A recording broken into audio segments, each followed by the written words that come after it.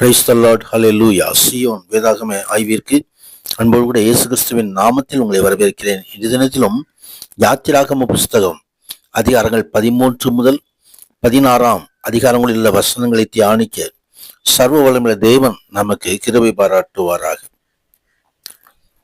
13வது அதிகாரத்திலே இஸ்ரவேல் புத்திரருக்குள் மனிதரிலும் மிருக ஜீவன்கள் கற்பம் திறந்து பிறக்கிற முதற் பேரானவை யாவும் எனக்கு பரிசுத்தப்படுத்து என்று ஆண்டவர் சொல்கிற காரியத்தை குறித்து பார்க்கிறோம்.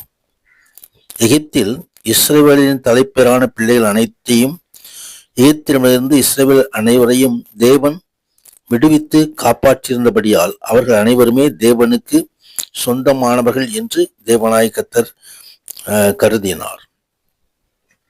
எனவேதான் தேவன் இஸ்ரவேலர் அனைவரையும் தன்னுடைய முதற் பேரான பிள்ளைகளை தேவனுக்கு ஊழியம் செய்வதற்கென்று அர்ப்பணிக்க வேண்டும் என்று சொல்லி கட்டளையிட்டார். பின்பு இது லேவியருக்கு மாற்றப்பட்டதை நாம் அறிந்திருக்கிறோம். கர்த்தருடைய பரிசுத்த மகிமை உண்டாவதாக. நாம் தேவனுக்கு சொந்தமானவர்கள். கர்த்தருடைய பரிசுத்த தன் சொந்த ஜனமாக அவர் தம்மை ரத்தத்தை சிலுவையிலே நமக்காக சிந்தி அவர் மீட்டுக் கொண்டார். கர்த்தருடைய பரிசுத்த மகிமை உண்டாவதாக. தொடர்ந்து 7 நாள் பிழிப்பில்லா அப்பம் புசிக்கும்படியாக பிழிப்பில்லா அப்ப பண்டிகை 7வது நாள் பஸ்கா பண்டிகை ஆசரிக்கும்படியாக ஒவ்வொரு வருஷமும் குறித்த காலத்திலே இந்த நியமத்தை ஆசரிக்க வேண்டும் என்று சொல்லி ஆண்டவர் கட்டளை கொடுக்கிறதை குறித்து பார்க்கிறோம். இன்றைக்கும் அவர்கள் அந்த பஸ்கா பண்டிகையை ஆசரித்து வருகிறார்கள். மகிமை உண்டாவதாக. தொடர்ந்து அவர்கள் பிரயாணப்படுகிற காரியங்களை குறித்து வேதம் தெரிவிக்கிறது. மோசே தன்னோடு கூட யோசேப்பின் எலும்புகளை எடுத்துக்கொண்டு போனான் என்று சொல்லி யோசேப்புடைய கட்டளையை நிறைவேற்றின காரியத்தையும் குறித்து பார்க்கிறோம். 14வது அதிகாரத்திலே தேவனாகிய கர்த்தர் அவர்களுக்கு மேகஸ்தம்பிலே அக்கினி ஸ்தம்பத்திலே அவர்கள் எப்படி நடத்தி கொண்டு வருகிறார் என்பதையும் பார்வோன் அவர்களை பின்தொடர்ந்து வருகிறது காரியத்தை குறித்தும் பார்க்கிறோம்.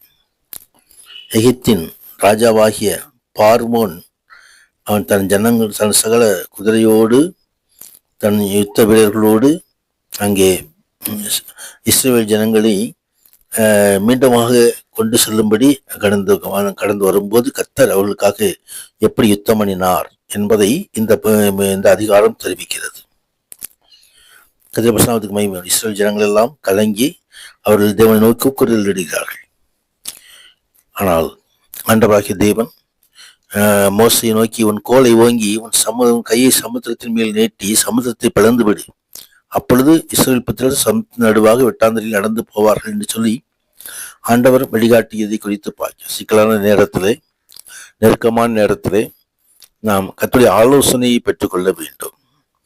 கர்த்தர் தேவன் அவர் ஆலோசனை கர்த்தர், யோசனையில் பெரியவர். அவர் நமக்கு ஆலோசனை தருவார், அற்புதங்களை கட்டளையிடுவார், அதிசயங்களை காண பண்ணுவார். அப்படித்தான் இஸ்ரவேல் ஜனங்கள் அந்த பார்வோனுடைய கையிலிருந்து தப்புவிக்கப்பட்டதை இந்த அதிகாரத்திலே பார்க்கிறோம்.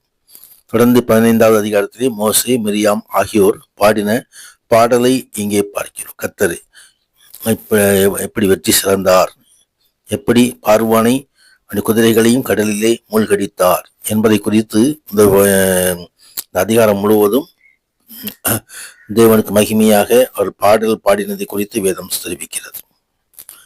தேவனுக்கு துதியாகவும் நன்றியெழுதலாகவும் அமைந்துள்ளது. தேவனுடைய மகத்துவம், யுத்தத்தில் அவருக்குள்ள வல்லமை, தமது சொந்த ஜனங்களின் மீதுள்ளான உண்மையான அன்பு ஆகியவற்றை அது வெளிப்படுத்துகிறது.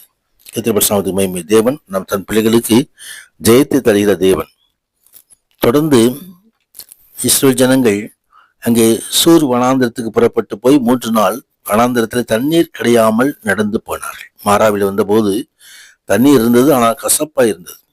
ஆண்டவர் தாமே மோசேக்கு அங்கே ஒரு மரத்தை காண்பித்து தண்ணீர் போட்டவுடனே அது மதுரமான தண்ணீர் ஆயிற்று.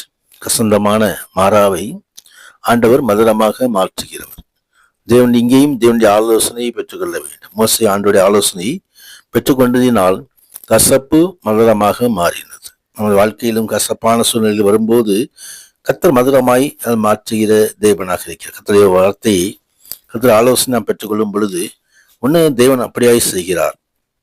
ஏலிமுக்கு வந்தபோது 12 நீரோற்றுகள் 70 பேரீச்ச மரங்கள் அங்கே இருந்ததை வேதம் நமக்கு குறிப்பிடுகிறது. தொடர்ந்து 16வது அதிகாரத்திலே இஸ்ரேல் ஜனங்கள் அவர்கள் இறைச்சி வேண்டும் என்று சொல்லி அவர்கள் ஆவல் கொண்டார்கள். கர்த்தர் என்றார். இஸ்ரேல் ஜனங்கள் மோசேக்கு விரோதமாக முறமுறுத்த போது ஆண்டவராகிய தேவன் அவர்களுக்கு மன்னாவை அனுப்பினார், காடைகளை அனுப்பினார் என்று வேதம் தெரிவிக்கிறது. அவர் நம்மை போஷித்து காப்பாற்றுகிற தேவன். நித்தமும் நம்மை அவர் போஷித்து காப்பாற்றுகிறார். கர்த்தர் நாம் முறுமுறுக்காத படிக்கும் இஸ்ரேல் ஜனங்கள் முறுமுறுத்தார்கள். ஆனால் கர்த்தருக்கு விரோதமாய் முறுமுறுக்கக்கூடாது. கர்த்தருடைய சமூகத்திலே நாம் விண்ணப்பங்களை வைக்கும் பொழுது அந்த விண்ணப்பங்களை நிறைவேற்றி நம்ம தமது நாமத்தை மையப்படுத்துகிற தேவன். கர்த்தர் மகிமை உண்டாவது. அங்கே எப்படி அவர்களுக்கு ஆண்டவராகிய தேவன் அதிகாலையிலே மன்னாவை கட்டளையிட்டார். எப்படி காடைகள் கடந்து வந்தது என்று சொல்லி நாம் இந்த அதிகாரத்தை பார்க்க முடியும். அந்த அனுதினம் போஷிக்கிற தேவனை, நம்மை நடத்துகிற தேவனை, அவருடைய ஆலோசனை பெற்று மகிமையான ஆசீர்வாதங்களை கர்த்ததாமே நமக்கு சுதந்திரிக்க பண்ணுவாராக. பரிசுத்த நாமத்திற்கே மகிமை உண்டாவதாக. ஆமேன், ஆமேன். God bless you.